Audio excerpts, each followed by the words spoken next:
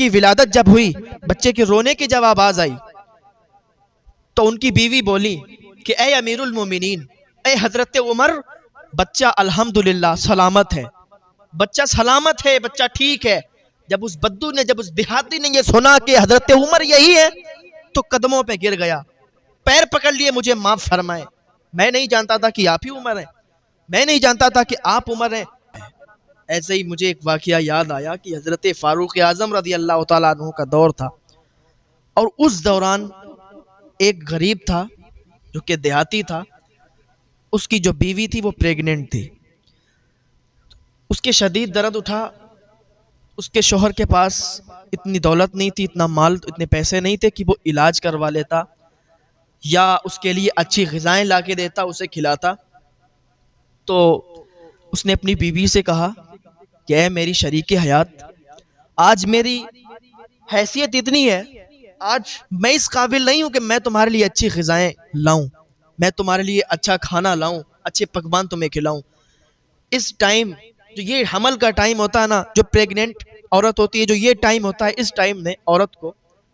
اچھے اچھے کھانے کھلانے چاہیے، اچھے اچھے پھل کھلانے چاہیے تاکہ اولاد اچھی ہو، بچہ اچھا ہو۔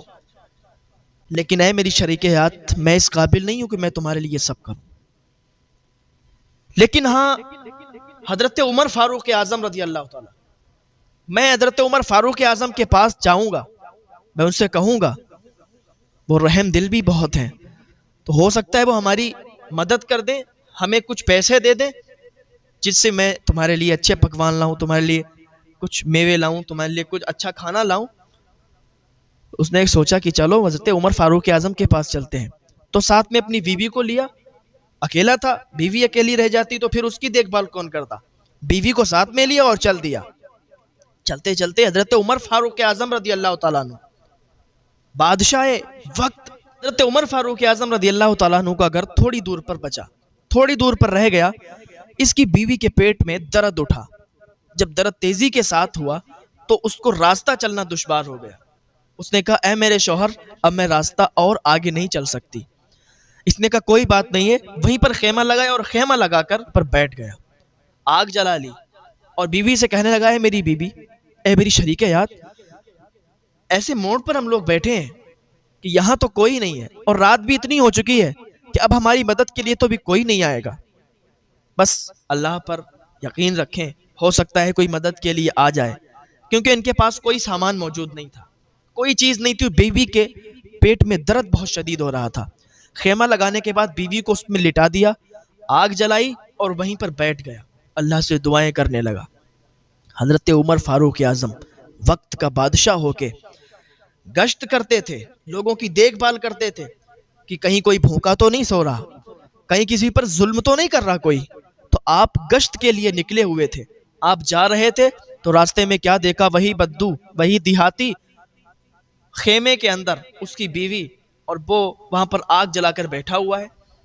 جانے کے بعد اس سے پوچھا کہ مجھے یہ بتاؤ کہ تمہیں کیا ہوا، کس وجہ سے تم لوگ یہاں پر ٹھہرے ہوئے ہو۔ اس نے کہا یار جاؤ، ایک تو میں ویسے بھی پریشان ہوں، میری بیوی کے پیٹ میں درد ہو رہا، وہ پریگننٹ ہے، اس کے پیٹ میں درد ہوا تو میں نے خیمہ لگا کے یہاں پر اس کو لٹال دیا۔ اب اتنی رات گئے،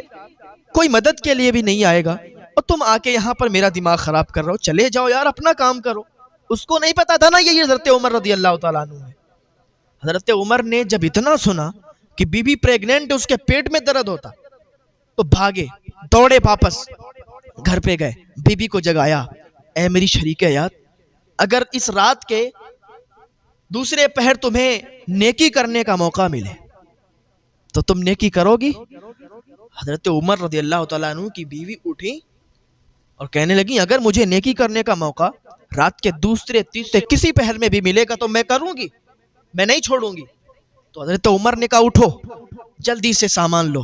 اور وہ جو دائی کا سامان ہوتا تھا جس سے بچے کی ولادت کے ٹائم جو یوز ہوتا تھا، سامان لیا، اور لینے کے بعد حضرت عمر کے ساتھ ان کی بیوی آئیں اس کے پاس۔ آنے کے بعد حضرت عمر رضی اللہ تعالیٰ عنہ باہر رہے اور حضرت عمر رضی اللہ تعالیٰ عنہ کی بیوی خیمے کے اندر داخل ہو گئی اور وہ اپنا کام کرنے لگی۔ اب حضرت عمر کبھی کچھ کام کرتے، کبھی کچھ۔ اب یہ بدو جو تھا، دیہاتی جو تھا، حضرت عمر کو نوکر سمجھنے لگا، کبھی کہتا بھائی لکڑیاں ڈالو اس میں، آگ جلاؤ، کبھی کہتا بھائی پانی لاؤ، کبھی کہتا یہ کرو، کبھی کہتا وہ کرو، کیونکہ اس کو معلوم ہی نہیں تھا کہ یہی عمر ہے۔ حضرت عمر باہر بیٹھے اس کے نوکر بن کے اس کا کام کر رہے ہیں، اور حضرت عمر کی بیوی اس کی دائی بن کے اس کا کام کر رہی، اس کی بیوی کی دائی بن کے اس کا کام کر رہی۔ بچے کی ولادت جب ہوئی، بچے کی رونے کی جب آواز آئی، تو ان کی بیوی بولی کہ اے امیر المومنین، اے حضرت عمر، بچہ الحمدللہ سلامت ہے، بچہ سلامت ہے، بچہ ٹھیک ہے۔ جب اس بدو نے، جب اس دیہاتی نے یہ سنا کہ حضرت عمر یہی ہے، تو قدموں پہ گر گیا، پیر پکڑ لیے، مجھے معاف فرمائے، میں نہیں جانتا تھا کہ آپ ہی عمر ہیں، میں نہیں جانتا تھا کہ آپ عمر ہیں، آپ بادشاہ وقت ہیں، اس لیے کیونکہ میں نے تو دیکھا کہ آپ کبھی لکڑیاں چولہے میں ڈال رہے ہیں، کبھی میرے لیے پانی لا رہے ہیں، میں آپ کو پہچان ہی نہیں پایا، کیونکہ بادشاہ کا یہ کام نہیں ہوتا ہے۔ تو حضرت عمر نے اس کو پکڑا، اس کو اٹھایا اور سینے سے لگایا، اس کے ہاتھ پکڑ کر اٹھایا اور اپنے سینے سے لگایا، اور کہا یار ہم کوئی ایسے ویسے کے غلام نہیں ہیں، ہم تو محمد الرسول اللہ صلی اللہ تعالی علیہ وسلم کے غلام ہیں، اور ہمیں میرے حضور سے یہ سیکھ ملی ہے کہ دوسروں کی مدد کرو، دوسروں کی ہیلپ کرو، دوسروں کی پریشانیوں میں شریک ہو، دوسروں کی تکلیف کو اپنی تکلیف سمجھو۔ ہم اس لیے مدد کر رہے ہیں تاکہ ہمیں نیکی مل جائے، ہم نیکی کمانے کے لیے آپ کی مدد کر رہے ہیں۔ تو یہ حضرت عمر رضی اللہ تعالیٰ عنہ۔ تو نیکی، میں بات عرض کر رہا تھا کہ نیکی کرنا چاہیے، غریبوں کی مدد کرنا چاہیے اگر آپ استطاعت رکھتے ہیں۔ لوگ تو ایسے بھی ہیں کہ جن کے پاس کچھ بھی نہیں ہے لیکن پھر بھی وہ مدد کرتے ہیں۔ ہاں کیسے؟ اگر مال نہیں ہے تو کیا ہوا، اپنے جسم سے، اپنے ہاتھوں سے محنت کر کے ایک دوسرے کی مدد کرتے ہیں۔ عرض کر رہا تھا، اس نے بتایا کہ میرا بھائی 3 کام کرتا تھا۔ ایک کام کہ وہ غریبوں کی مدد نہیں کرتا تھا، ان کو رسوا کر کے دروازے سے بھگا دیتا تھا، اور دوسرا کام یہ کہ حرام اور حلال میں وہ تمیز نہیں کرتا تھا، حرام کمائی کماتا تھا اور حرام کھاتا تھا، کبھی بھی اس کے پیٹ کے اندر جائز کمائی کا لقمہ نہیں گیا، حرام کمائی اس نے کی۔ میں کہتا ہوں، میں نے اکثر تقریروں میں، بیانوں میں کہا ہے کہ انسان اگر غلط کام کر کے حرام کمائی اگر وہ کرے گا، حرام کی دولت اگر کمائے گا، تو کہیں نہ کہیں اس کی دولت نکل جائے گی، خرچ ہو جائے گی، برباد ہو جائے گی،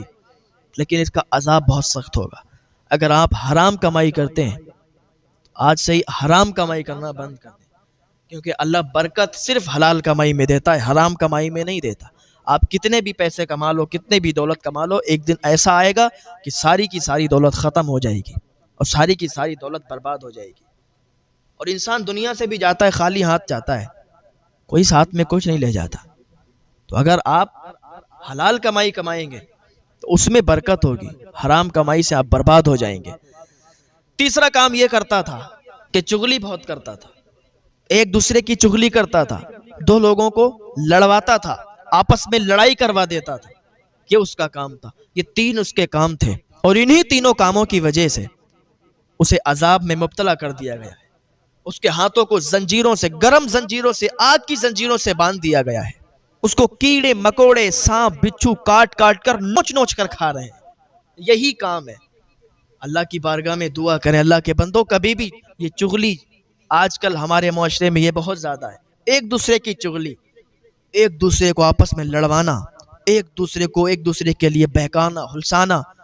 لڑائی کروانا آپس میں بہت زیادہ ہو رہا ہے۔ اللہ کے واسطے اس کام کو اپنے سے دور کر دیں، اس بیماری سے بچ جائیں۔ اللہ تعالی ہمیں نیک عمل کی توفیق عطا فرمائے۔